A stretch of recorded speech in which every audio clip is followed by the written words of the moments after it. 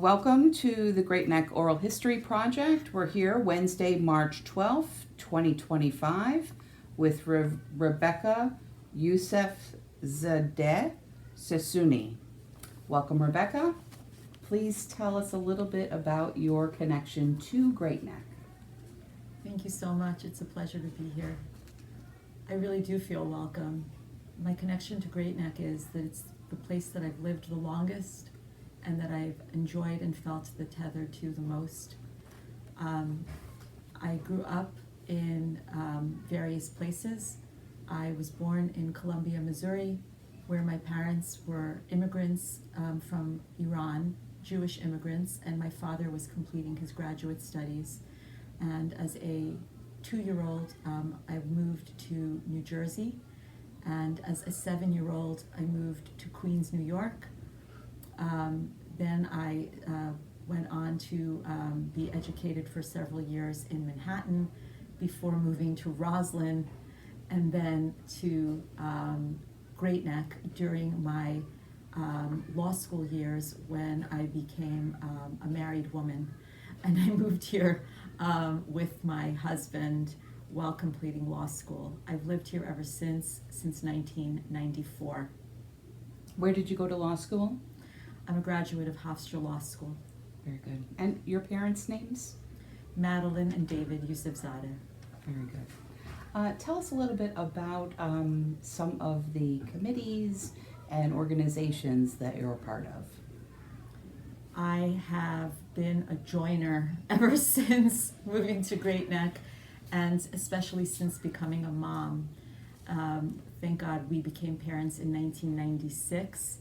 And I'd like to say that my committee involvements and my community involvements grew with my children. So it started out with sports, PAL athletics, and with Synagogue, Temple Israel of Great Neck, and with the Great Neck Public Schools, our PTO organizations, and Sephardic Heritage Alliance Incorporated. As well an organization called Iranian Mothers Association, and Hadassah, which is a Zionist organization. In particular, in 1995, when I was completing law school, a chapter of Hadassah was established for lawyers and judges, and I'm proud to say that I was a chapter founding member, and along the way I even got to be sworn in at the Supreme Court and met Justice Ruth Bader Ginsburg and some of the other justices. Very neat. Tell us a little bit about your connection to the library. Well, that started early too.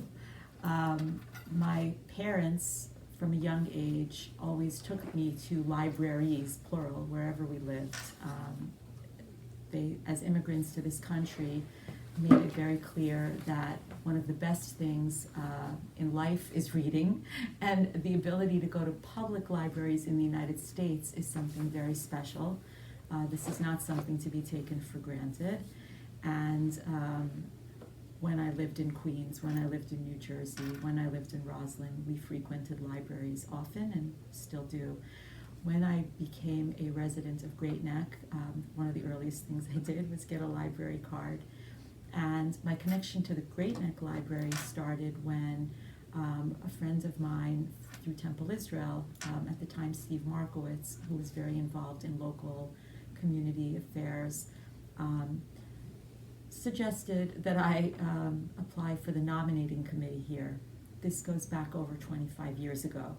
And as a young mom, I was already involved at Temple Israel. I was already involved in PTO events, parent-teacher organization events in my children's schools and in preschool, and I acquiesced. You mentioned the nominating committee. Tell me a little bit about the work that you've accomplished as over the time that you've been with the library. Well, so this goes back many years ago. At the time, that nominating committee got involved in what nominating committees do. We met however many times, we came up with a slate of candidates, and I got a peek this is again over 2 decades ago, but many things have remained the same and many things have not changed. I got a peek into some of the dynamics of what goes on at the library, but it was actually very instructive because again, I saw things through the several lenses. I am an attorney, I am also a mediator, I'm a mother, and I'm a child of immigrants. And what came into clear focus for me at the time was that there were certain disconnects in the community, and that I was in a position to help bridge those disconnects. And I sought out to do so. And here's some of what transpired after, and I'm very proud of what has happened since. Along with others, never acting alone, we ended up over the years creating committees, addressing some of the gaps in what the library was offering community members, things that were lacking in the collection, which now everyone thankfully just benefits from and probably doesn't even think twice about. Many years ago, the library did not have a lot of Farsi books. The library did not have at the time programming that was geared to people who did not speak Farsi or understand Farsi. The library at the time did not have programming that would support the arts or the education of people who might have been born in Iran. Now, I will note, I've never been to Iran, but I understood that if the library is relying on the support of people who have come from that country and who don't necessarily utilize the library because they feel excluded, that it would be a nice way to encourage their use of the library if the library were to offer these resources.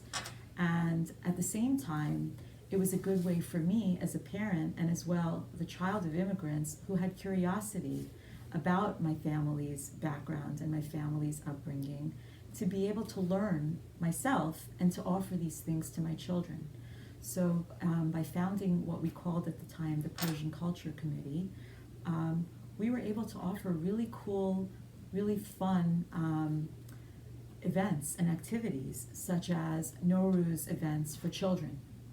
Nowruz is the Persian New Year, where we would bring entertainers for kids and also entertainers for adults on a periodic basis annually for several years here to the library.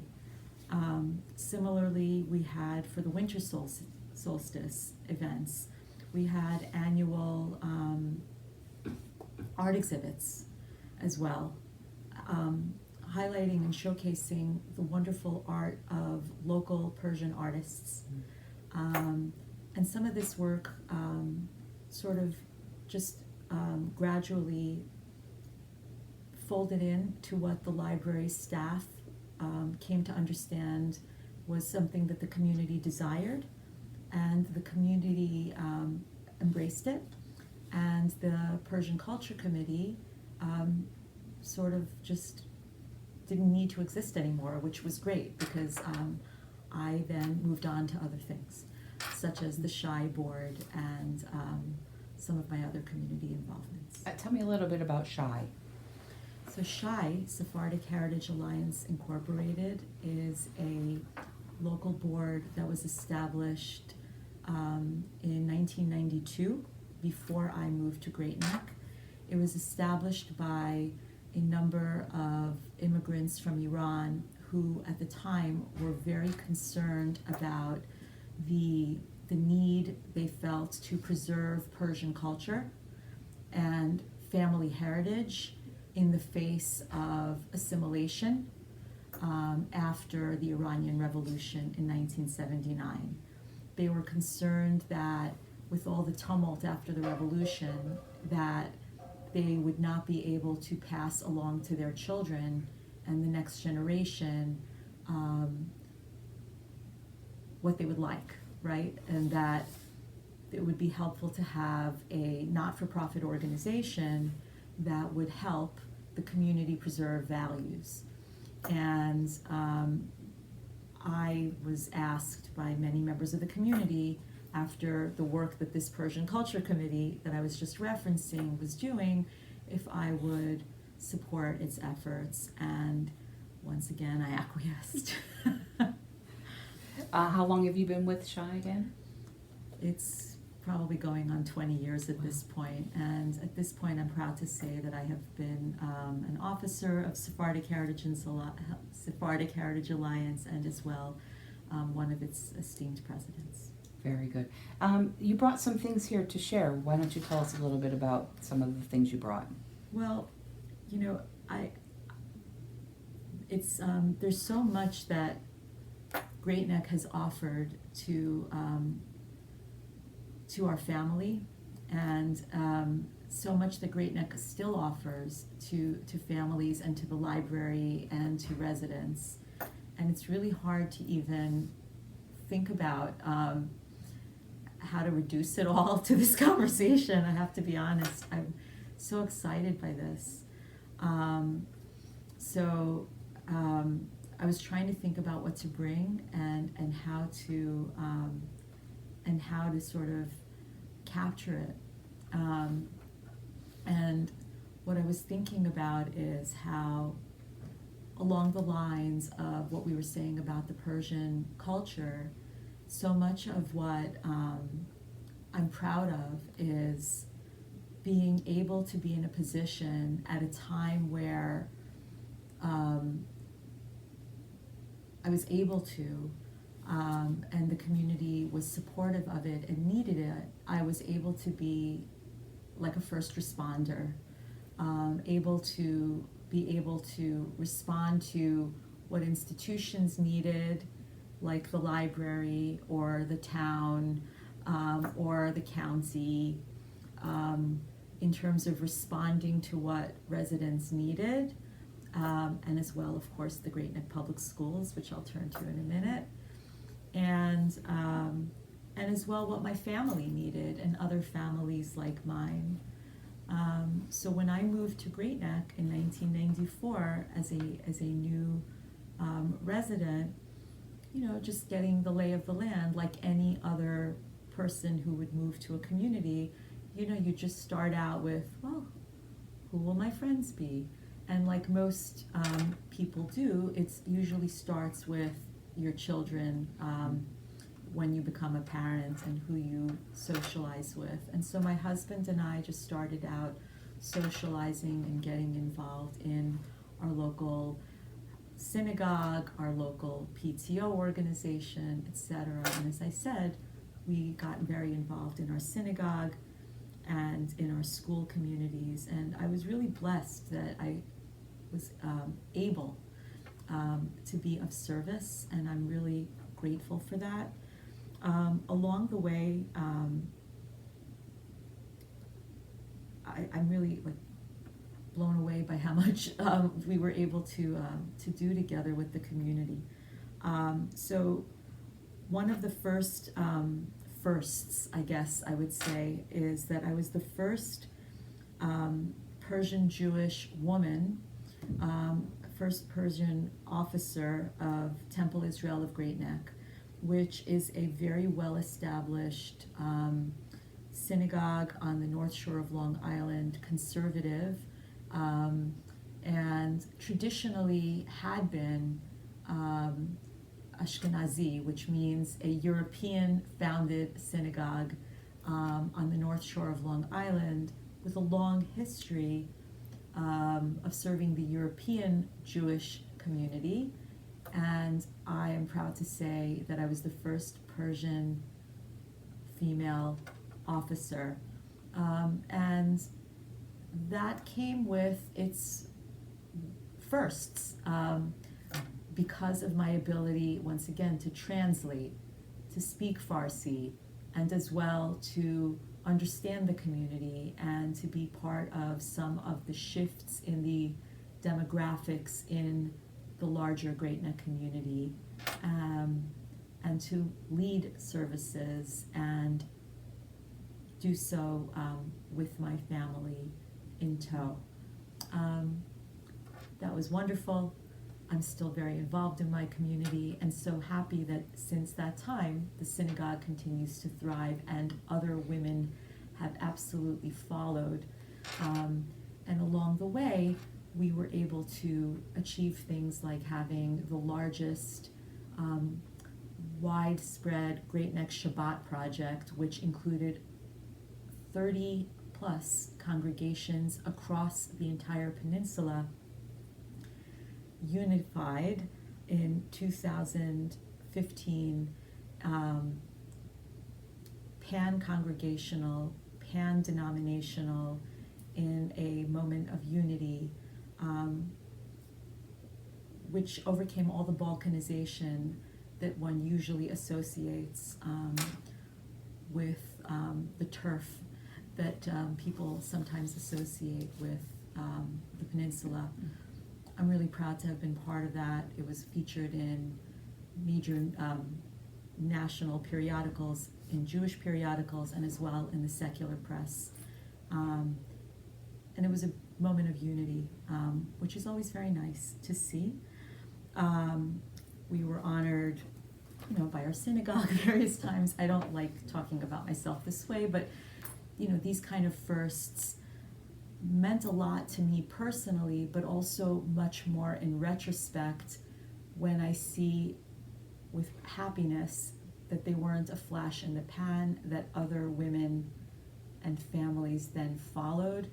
It means more because of not being only the first, but more importantly, not being the last.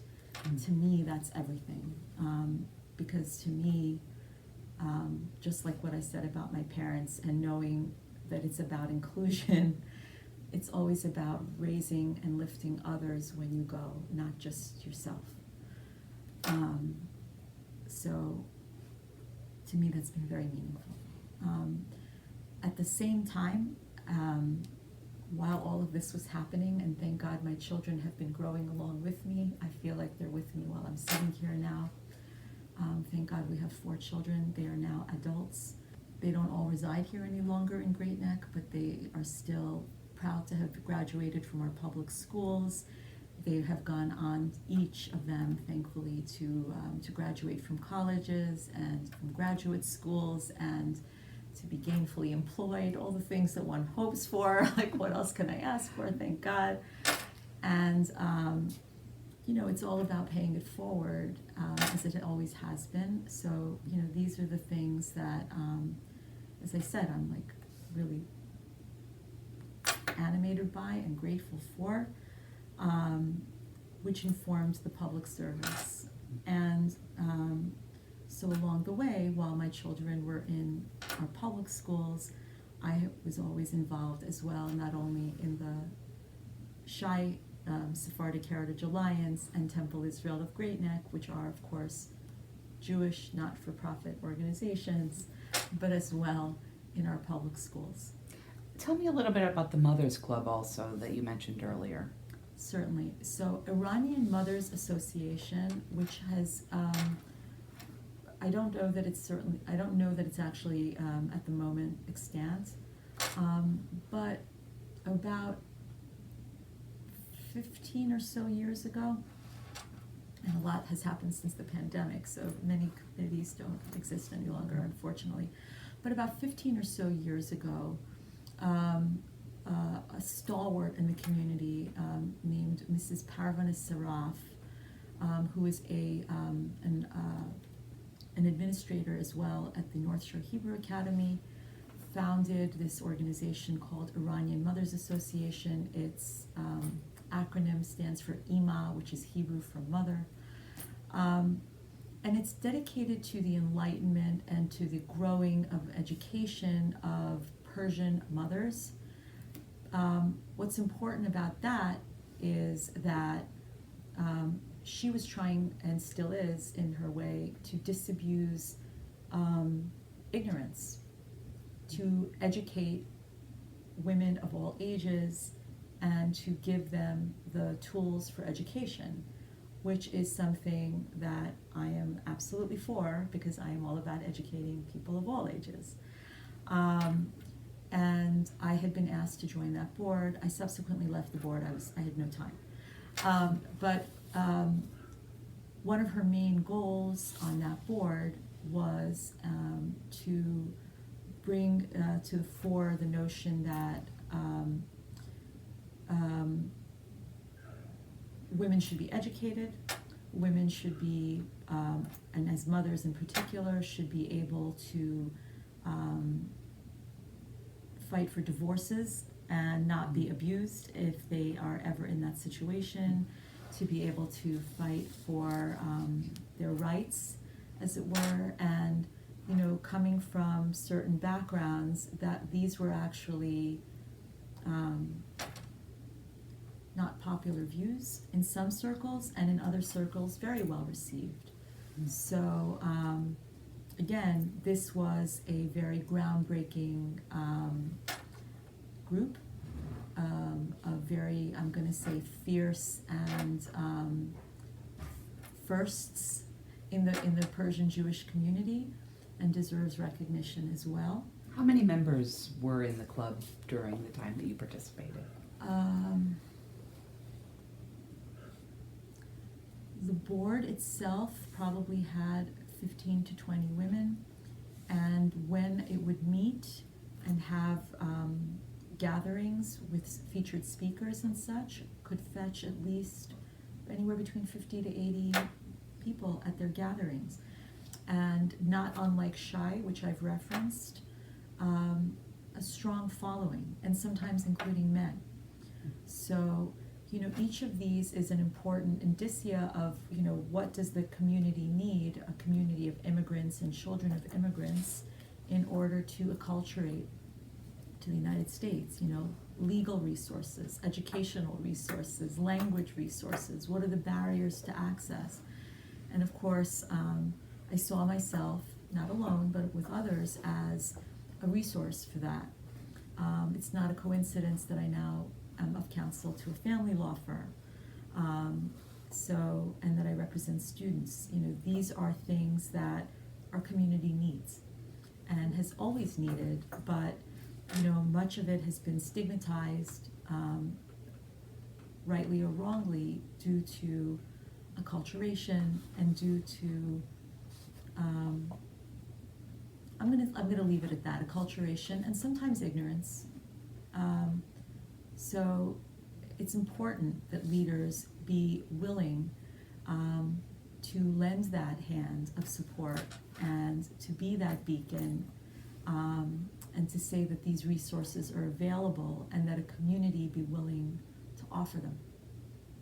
And through institutions like Shai and like Iranian Mothers Association and like Hadassah, and as well our partnerships with institutions like the library and the town and the public schools, we've been able to achieve a lot, and I have, So, along the way, as I started to mention, I was raising my children, thank God. I mean, one is never done raising one's children, but at some point they start raising us. My children, as they were coming up through the schools, I was involved in the parent-teacher organizations, the shared decision-making committees, which are a state-mandated committee, and as well the United Parent-Teacher Council, which is a umbrella organization that we have here in Great Neck that includes all of the different school entities, because thankfully we have a large school district. And I was involved continuously for 20 years because of the span of my children's ages, thank God. And at one point in time, in 2017, the school district ran a bond referendum, which, as people who are involved in governance know, is an important thing to do from time to time, because you can't run properties and institutions just on the annual budget. Unfortunately, the bond referendum failed. And it failed for various reasons, but when it failed, it had various consequences. One of the things at stake on that bond referendum was actually a pre-K building that would have benefited a project that was very important to the Shy community and to a lot of my constituency on the north side of town, families who had issues with access to elementary and pre-K learning. So something that we had been advocating for a great deal failed in that bond referendum. And so, yet again, people in the community turned to me and said, well, look, you're very well known in the community. You've done all of this community advocacy. You've been involved in the library, the school district, and as well the synagogues and Shy. Can't you run for the Board of Ed? And can't you help get this bond referendum when it's repackaged, passed? And and can't you care about the community, and I do care about the community. Tell me about the work that you did while you were on the school board. Okay. Mm-hmm. I'm still on the school board, and it's an honor. So I have now run in 3 contested campaigns. It's not been easy, and it's a volunteer position, so it is work, and it's an honor, both. When I'm feeling lighthearted, I will refer to myself as the Honorable Fool. But it's truly a privilege and an honor, and it carries a great deal of weight to understand as I do, because I have run in 3 contested campaigns, and I have served with the full knowledge that there are at this point, nearly 7,000 public school children, nearly 2,000 non-public school, private school children, and all their families, and as well, nearly 2,000 members of staff and their contracts, and as well, all of the resident taxpayers whose faith in my judgment and that of other trustees, whether they vote for me or against me, resides in my judgment or lack thereof, right? So when I say I've run in 3 contested campaigns, I took it very seriously. In one campaign, I even was contested during the COVID pandemic, when the governor at the time decided that my opponent and opponents around the state, could just send in petitions, self-nominating, and so a gentleman from the community did so, and I paid for my own advertising out of my pocket to defend a seat, knowing that this person had designs, I'm going to leave it at that I could not share with the community. And defending the seat cost me money, right? Mm-hmm. As well as, et cetera, my time. So these seats are, and the time that it takes are, quite serious. Do you think that there's some correlation between how dedicated the school board is to the level of Great Neck School District success? I do believe that. I mean, I have believed that until this moment that I'm talking to you. I think that public education and public institutions, such as the library, such as public education, they matter. They matter. And that's not a political statement. I've always been as a lawyer and as a person who, I participated in speech and debate throughout high school and mock trial throughout high school. I'm just that kid. So I really believe in civics. I always have. If I didn't, I wouldn't have endured 3 contested campaigns. And I did so consistently speaking about being nonpartisan. So where I get personally frustrated, which is different than other people's points of view, because everyone is entitled to their own, but this is my interview, I am not happy with partisanship, or inconsistent partisanship. So that's where I get frustrated. But it is what it is. So you asked me about my role on the board. I can say that it's been very meaningful so far. I'm really humbled. I'm really proud.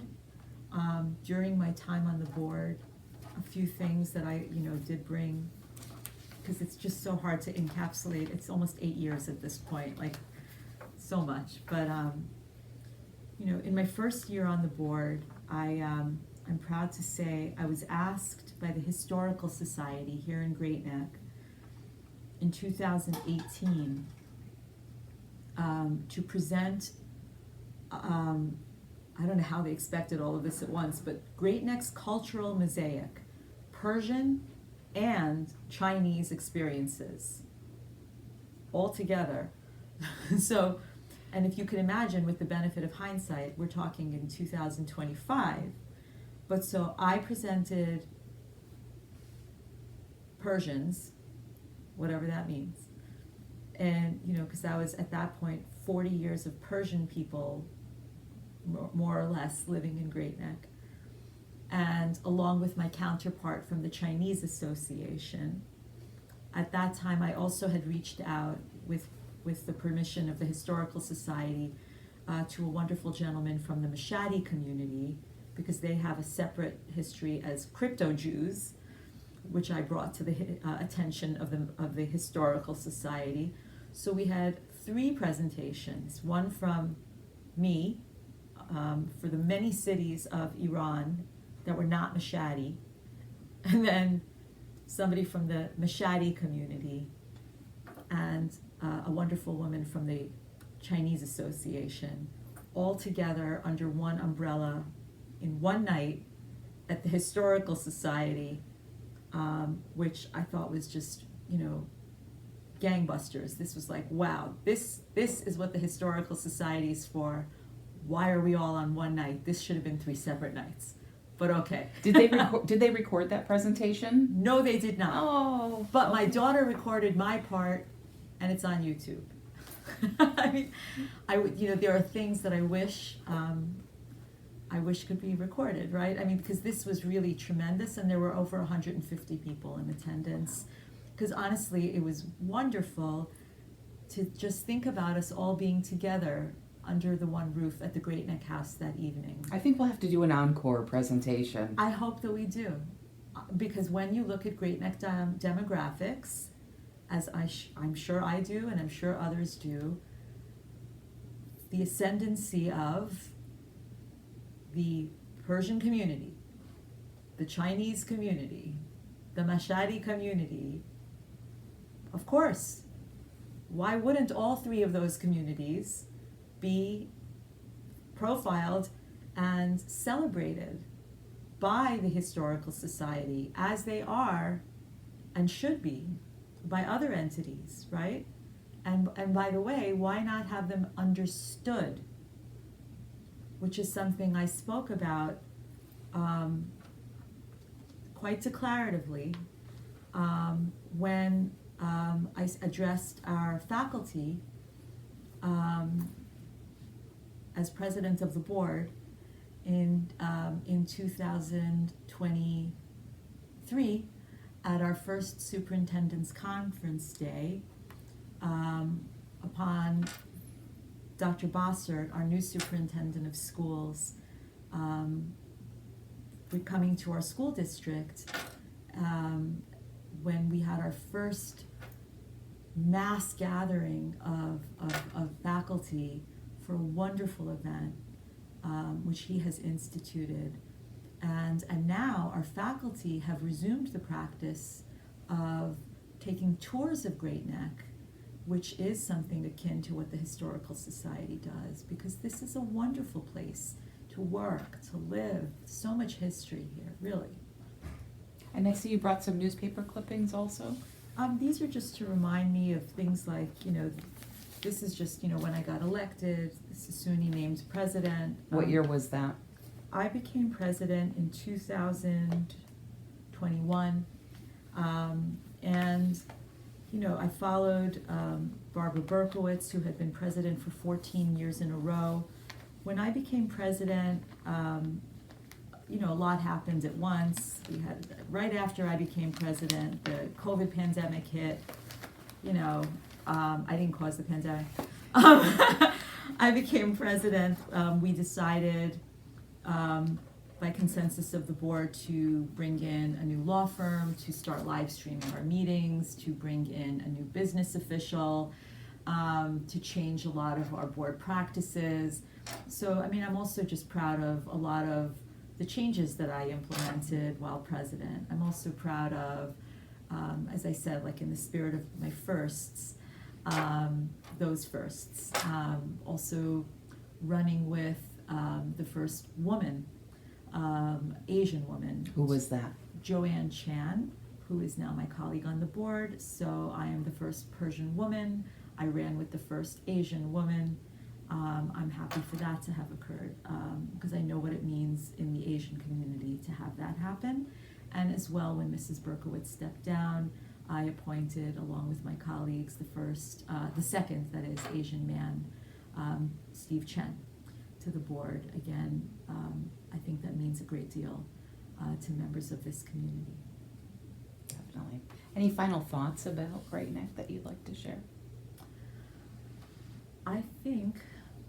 I know that demographics are very important. And just as when I was raising my family,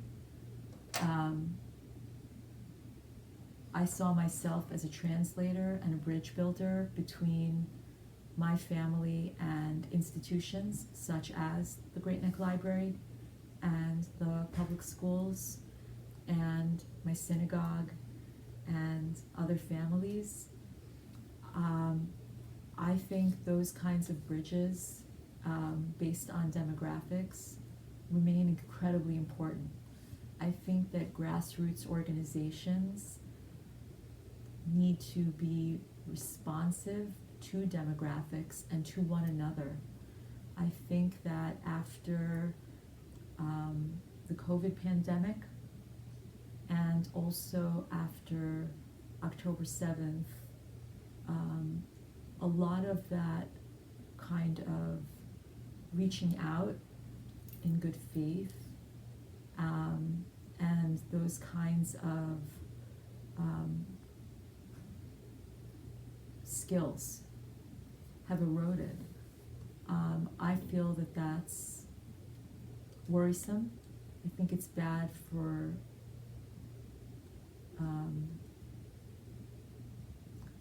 it worries me.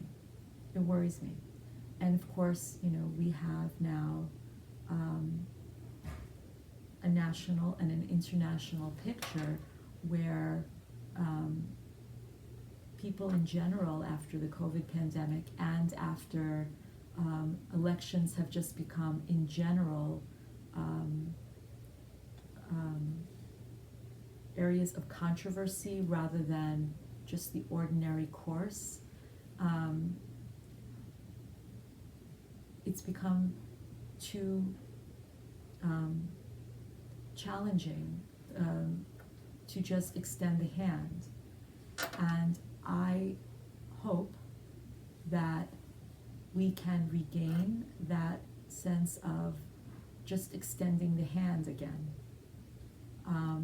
without the level of hostility and cynicism that I observe. How do you suggest that happen? I'm not so sure that I have the prescription, to be honest, but I know that when my children were small and when I was younger, there were people who approached me, as I have said, and said to me, would you like to get involved? And that I acquiesced. So that it was an invitation, so there was a spirit of invitation and a spirit of welcome, and as well the reciprocal desire to engage. It takes two. There has to be a willingness on both parties, and I'm not so sure where these solutions lie, but I know that this community has always had that, and I hope it can be regained, because it's the social fabric that's necessary. We have so much here, so many people from so many wonderful cultures, and more than the ones I've listed, by the way. There's so many others, and that's beautiful. I mean, I've referred to Great Neck as a kaleidoscope, because I really think it is. As you look at a kaleidoscope in the light, you see more and more colors, and they capture the light. They're beautiful. But if you put it down, all you see is darkness. So I think we should hold it up to the light, because that's the only way forward. But I am worried for the atomization, and I don't think that that's a good recipe. So I am really hoping that there will be more leaders who will emerge, who will extend their hand across denominations and across different entities and across different languages and across different belief systems and across comfort, because that's what it takes to build community. Very good. Thank you. I want to thank you for coming in and sharing your story today, Rebecca. Thank you so much for inviting me. Very good.